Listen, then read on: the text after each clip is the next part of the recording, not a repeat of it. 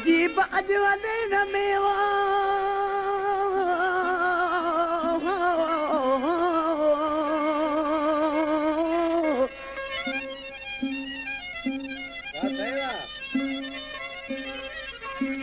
अजीब अज अलेन में थो सरिया सजो डी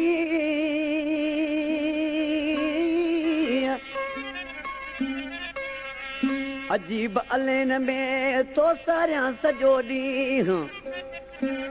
जीअं मिठा वसे मीअं रो ईअं रोए ईसा चवो वला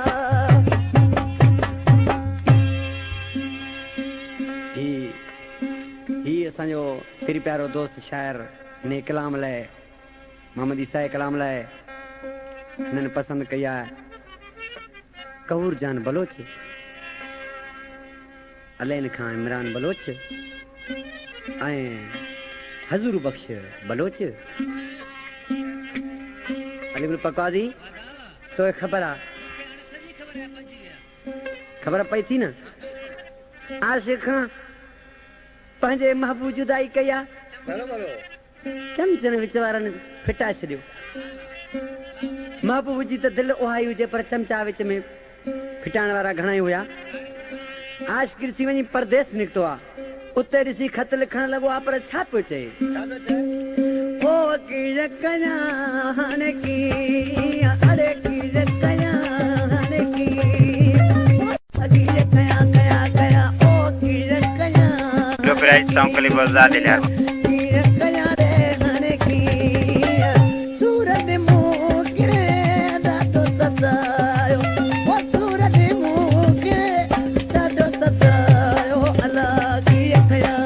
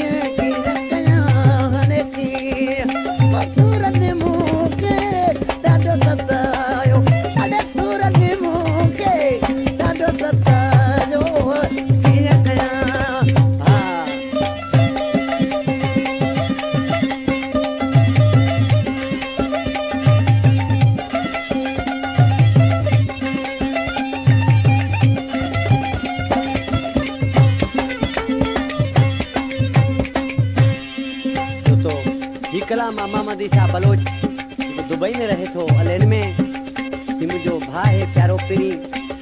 ही शागिर्द अनवर चांडे जो ॾिसी नारे वारी मिसरा में छा सोचे ओ गणतन में सारो गरा दो ओ गणतन में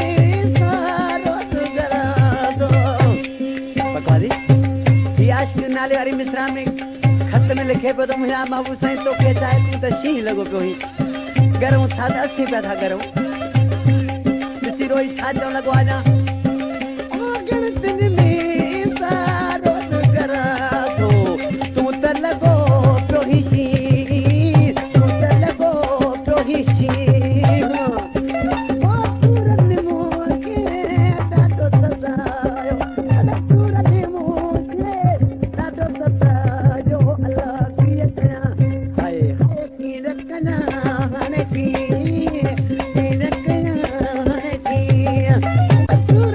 Copyright Sound Clip आजाद लिया